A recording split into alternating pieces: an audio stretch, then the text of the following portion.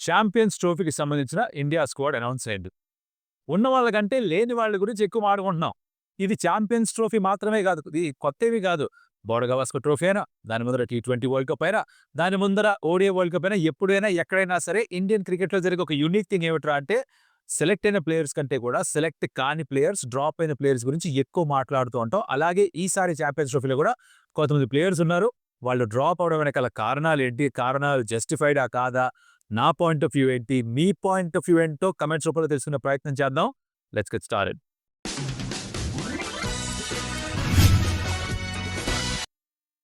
Welcome to some tales. నా పేరు Kaushik and ఇండియాకి సంబంధించిన స్క్వాడ్ అనౌన్స్ అయిపోయింది ఛాంపియన్స్ ట్రోఫీకి.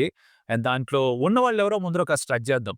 అంటే ఒక బౌలర్, ఒక బ్యాటరు, ఇలా నేను అనుకుంటున్నా లేని వాళ్ళ గురించి మాట్లాడాలని. బట్ ఉన్న వాళ్ళలో బౌలర్స్ ఎవరు చూసుకుందాం. బుమ్రా, షమి, హర్షదీప్ ముగ్గురు fast bowlers. Hardik Pandya is the fourth seamer, medium pace bowling allrounder. Kuldeep lone wrist spinner and front line స్పిన్నర్గా తనే ఉంటాడు. And Washington Sundar, Axar Patel. ఇది బౌలింగ్ అటాక్. బానే ఉంది, బాగుంది, కాదనడానికి లేదు. అయితే దీంట్లో ఒక వ్యక్తి లేడు. ఎవరు? డిఎస్పి మియాభాయ్. మియా మ్యాజిక్ చేసే మన మొహమ్మద్ సిరాజ్ లేకపోవడం చాలా మందికి కాస్త అసంతృప్తిని కలిగించింది. ఎందుకు అని గనక ఆలోచిస్తే 2023 నుంచి ఇప్పటిదాకా ఓడిఐస్‌లో ఇండియా తరపున మాత్రమే కాదు, ప్రపంచవ్యాప్తంగా ఏ బౌలర్‌ని చూసుకున్నా సరే ఫాస్ట్ బౌలర్స్‌లో మీరు కంపేర్ చేసి చూసుకోండి. తోపహే! తోపు, మామూలు తోపు గాదు. అంటే ఎకానమీ చూసుకున్నా, యావరేజ్ చూసుకున్నా, స్ట్రైక్ రేట్ చూసుకున్నా, వేసే నంబర్ ఆఫ్ ఓవర్స్ చూసినా, వికెట్స్ ఎన్ని తీసుకున్నాడో చూసినా, మేడెన్ ఓవర్స్ ఎన్ని తీసుకున్నాడో చూసినా, మ్యాచ్ విన్నింగ్ స్పెల్స్ ఎన్ని వేశాడని చూసుకున్నా, ఏ పారామీటర్ చూసినా సరే మొహమ్మద్ సిరాజ్ టాప్‌లో ఉన్నాడు. ఇన్‌ఫాక్ట్ జస్ప్రీత్ బుమ్రాతో కూడా కంపేర్ చేయొచ్చు తన ఎకానమీ, తన స్ట్రైక్ రేట్. ఇన్‌ఫాక్ట్ బుమ్రా లేనప్పుడు ఇండియన్ టీమ్‌కైతే లీడర్ ఆఫ్ ది పేస్ అటాక్‌గా మారిపోయాడు. 40కి పైగా వికెట్స్ ఉన్నాయి. కన్సిస్టెంట్‌గా ప్రతి మ్యాచ్‌లో వికెట్స్ తీస్తూనే ఉన్నాడు. అలాంటి బౌలర్ డ్రాప్ అయ్యాడు. ఓకే. కానీ కెప్టెన్ చెప్పిందేంటి? రోహిత్ శర్మ అంటాడు ప్రెస్ కాన్ఫరెన్స్‌లో, న్యూ బాల్ ఒకవేళ సిరాజ్‌కి ఇవ్వకపోతే, న్యూ బాల్స్ తను వేయకపోతే ఎఫెక్టివ్‌నెస్ తగ్గిపోతుంది అన్నాడు. ఇప్పుడు నేను ఎంత పెద్ద రోహిత్ శర్మ ఫ్యాన్ అయినా సరే, I genuinely am a big fan of Rohit Sharma. కాకపోతే భయ్యా ఈ స్టేట్మెంట్ ఏదైతే ఉందో హిట్‌మ్యాన్, ఇది కొంచెం అర్థం కాలేదు నాకు. ఎందుకంటే 47 వికెట్లు తీసుకున్న బౌలరు 2 సంవత్సరాలుగా, అంటే పవర్ ప్లేలోనే అన్ని వికెట్స్ తీసుకున్నాడా? న్యూ బాల్‌తో వేసినప్పుడు మాత్రమే వికెట్స్ తీసుకున్నాడా? మిడిల్ ఓవర్స్‌లో, డెత్ ఓవర్స్‌లో వికెట్స్ తీసుకుందే లేదా? జస్టిఫైడ్ కాదు కదా ఇలా అనడము. మీ నంబర్ 1 బౌలర్, వరల్డ్‌లో నంబర్ 1 బౌలర్‌గా ఉన్న తనని రెస్ట్ చేశారు, డ్రాప్ చేశారు, వాటెవర్.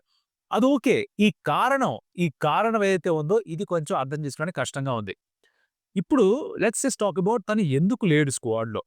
ఎప్పుడైతే బుమ్రాని, షామిని ఆడిస్తున్నారో అండ్ హర్షదీప్‌ని లెఫ్ట్ ఆర్మ్ సీమర్‌గా ఆ వెరైటీ కావాలనుకున్నారో, హార్దిక్ పాండ్యా ఫోర్త్ సీమర్‌గా ఉన్నాడో, సిరాజ్‌కి ఆటోమేటిక్‌గా జాగా లేదు. బికాస్ దుబాయ్ ట్రెడిషనల్‌గా స్పిన్నర్స్‌కి ఎక్కువ హెల్ప్ ఇస్తుంది. ఈ మధ్య కాలంలో ఫాస్ట్ బౌలర్స్‌కి ఎక్కువ ఫ్రెండ్లీగా మారిపోయింది అంటున్నారు గానీ, ఆ పిచ్‌ని తయారు చేసే పిచ్ క్యూరేటర్ ఎవరైతే ఉంటారో వాళ్ళ మీద డిపెండ్ అవుతుంది. అది బౌలర్స్‌లో ఫాస్ట్ బౌలర్స్‌కి అనుకూలంగా ఉంటుందా? లేకపోతే స్పిన్నర్స్‌కి అనుకూలంగా ఉంటుందా? లేకపోతే ఇద్దరికి కాకుండా బ్యాటర్స్ పండగ చేసుకుంటారా అన్నది. పిచ్‌ని విధానంలో మార్పు చేసేస్తే అన్నీ మారిపోతుంటాయి. బట్ ట్రెడిషనల్‌గా దాని నైజం ఏమిట్రా అంటే స్పిన్నర్స్‌కి ఎక్కువ హెల్ప్ చేస్తుంది. సో, ఎక్కువ మంది ఫాస్ట్ బౌలర్స్‌ని ప్యాక్ చేయలేరు. రైట్? అందుకే సిరాజ్ మిస్ అయ్యాడు అనుకోవచ్చు. పైగా బుమ్రా ఫిట్‌గా లేడు కదా! అని ఒక పాయింట్ ఉంది. అయితే బుమ్రా ప్రస్తుతానికి ఏమిట్రా అంటే ఇండియన్ క్రికెట్ టీమ్‌లో is the number 1 player. Is the star of the Indian cricket team.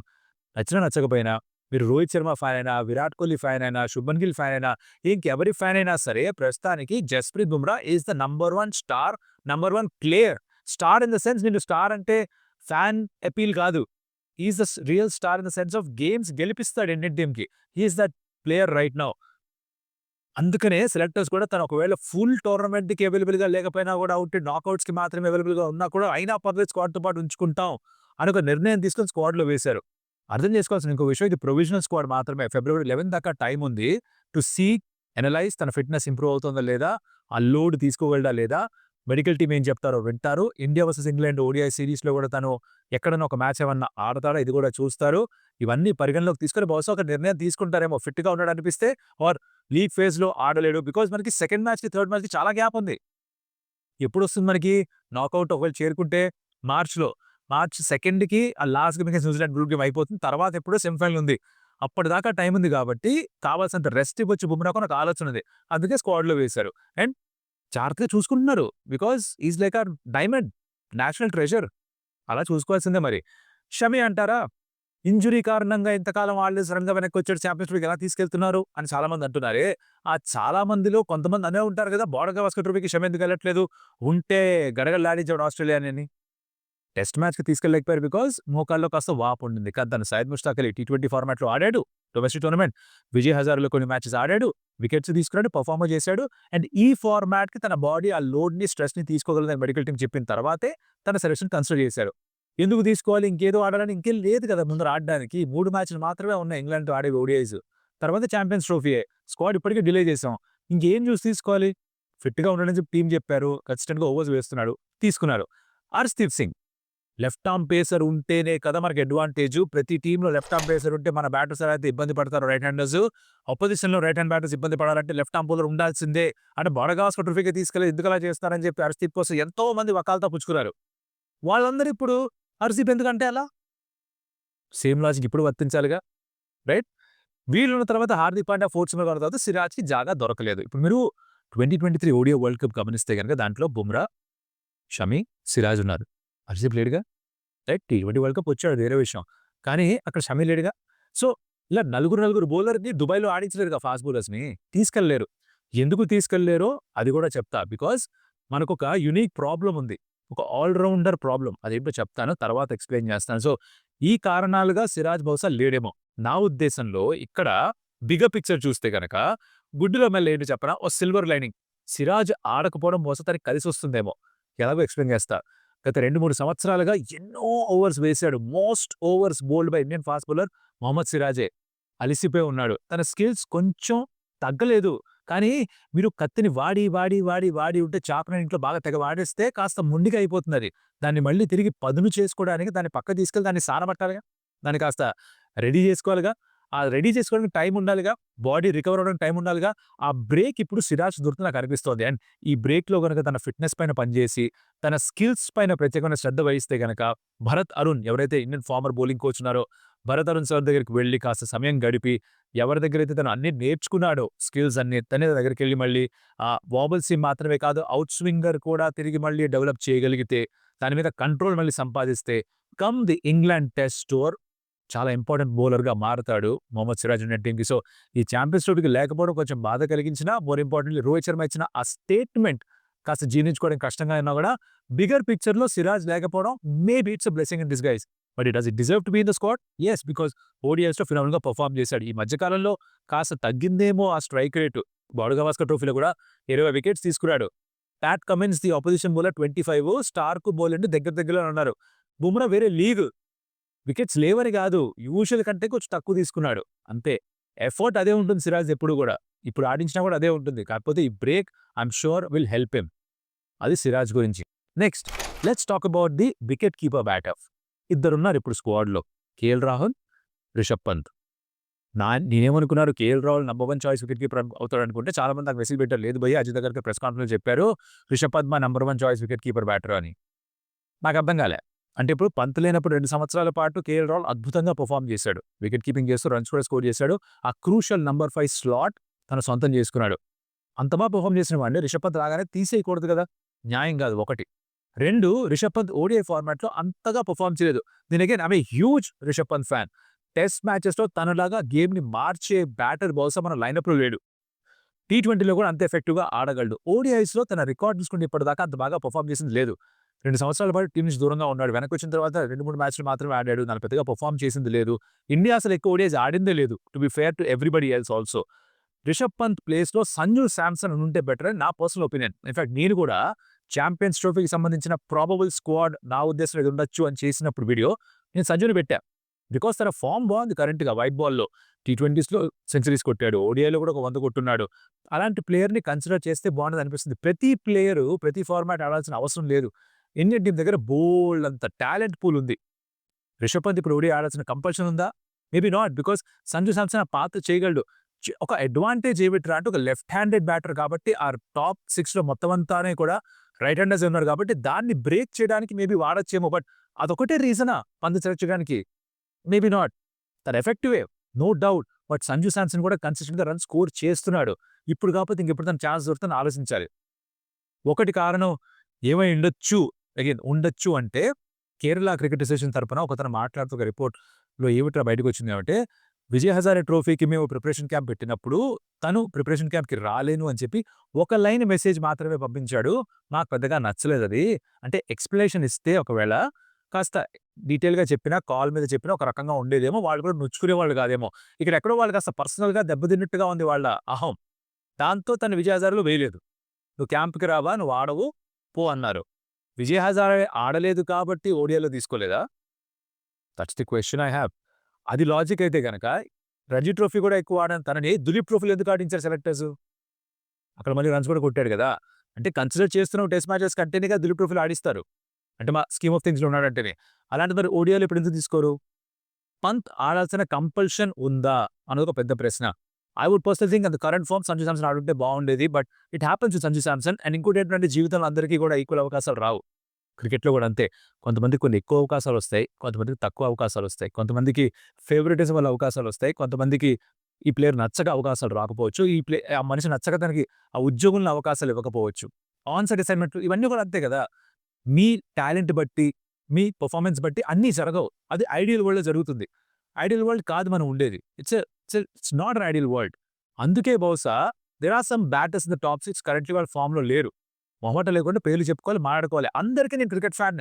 I'm a fan of every individual player. But I'm the biggest fan of the Indian cricket team first. హానెస్ట్‌గా మాట్లాడుకుంటే రోహిత్ శర్మ, విరాట్ కోహ్లీ ఫార్మ్‌లో లేరు. కానీ వాళ్ళకి ఇంకా ఎక్కువ అవకాశాలొస్తున్నాయి. ఎందుకొస్తున్నాయి? అంటే వాళ్ళు గతంలో చేసిన పెర్ఫార్మన్సెస్ దాని తాలూకా ఇప్పుడు సెలెక్టర్స్ వాళ్ళకి కాస్త ఫెయిత్ చూపించి ఎక్స్‌ట్రా అవకాశాలు ఇస్తున్నారు. ఇందాక చెప్పినట్టుగా మీ గతంలో ఉన్న పెర్ఫార్మన్సెస్‌కి ఎక్కువ అవకాశాలు రావచ్చు. కొంతమందికి రాకపోవచ్చు. ఇవి ఎలా అయితే జీవితంలో జరుగుతాయో అలాగే క్రికెట్‌లో కూడా జరుగుతాయి. ఇది ఫేవరెటిజం కాదు. వాళ్ళు ఏదైతే సాధించారో గతంలో, ఏదైతే చేసి పెట్టారో ఇండియన్ క్రికెట్ టీమ్‌కి దానికి ప్రతిఫలం ఇది. చాంపియన్స్ ట్రోఫీ తర్వాత కూడా పెర్ఫార్మ్ చేయకపోతే మేబీ సెలెక్టర్స్ కొన్ని టఫ్ కాల్స్ తీసుకోవాల్సొస్తుందేమో. Will have to wait and see. But ప్రస్తుతానికి వాళ్ళని తీయట్లేదు. అందుకే కరుణ్ నాయర్ లాంటి బ్యాటర్‌కి కూడా అవకాశం లేదు. 750 పైగా రన్స్ స్కోర్ చేసినప్పటికి కూడా డొమెస్టిక్ 50 ఓవర్ విజయ్ హజారేలో ఈ మధ్య కాలంలో ఎవరైనా రన్స్ స్కోర్ చేయలేదు. అన్ని సెంచరీ స్కోర్ చేయలేదు. But still there is no space for him. Because Ajit Agarkar చెప్పిందేంటి? అంత బాగా ఆడాడు. ఖచ్చితంగా తన గురించి మాట్లాడాం. కానీ ఎవరి ప్లేస్‌లో ఆడించాలి? విరాట్ కోహ్లీ, శ్రేయస్ అయ్యర్, కేఎల్ రాహుల్. ఈ ముగ్గురిలో ఎవరిని డ్రాప్ చేయాలి మేము తను ఆడించాలంటే? ఈ క్వెషన్‌కి ఆన్సర్ ఎవరి దగ్గర ఉండదు. It's very difficult. Unfortunate for Karun Nair. ఇప్పుడు అవకాశం రావాలని కోరుకోవాలి ఎంత బాగా పెర్ఫార్మ్ చేసిన తర్వాత. కనీసం ఇంగ్లాండ్ ఓడీఐస్‌కి వేసుండొచ్చా? మేబీ నార్మల్ సర్కమ్‌స్టాన్స్‌లో వేసేవాళ్ళు. బట్ ఆ 3 తర్వాత 3 ఓడీఐస్ తర్వాత డైరెక్ట్‌గా ఛాంపియన్‌షిప్ ఉంది కాబట్టి వేసే పరిస్థితులు లేరు. ఇదే ప్రిపరేషను. ఇదే లాస్ట్ 3 మ్యాచ్‌లు. అందుకే తనకి జాగా దొరకలేదు. Very sad. చాలామంది రుతురాజ్ గైక్వాడ్ గురించి, రజత్ పటిదార్ గురించి మాట్లాడుతున్నారు. ఇక్కడ నాకొక ఫండమెంటల్ ప్రాబ్లమ్ ఉంది. వీళ్ళందరూ ఏమిట్రా అంటే ఐపీఎల్‌లో సీఎస్‌కే ఫాన్స్ అయితేనో, ఆర్‌సీబీ ఫాన్స్ అయితేనో మా ప్లేయర్ ఆడాలి.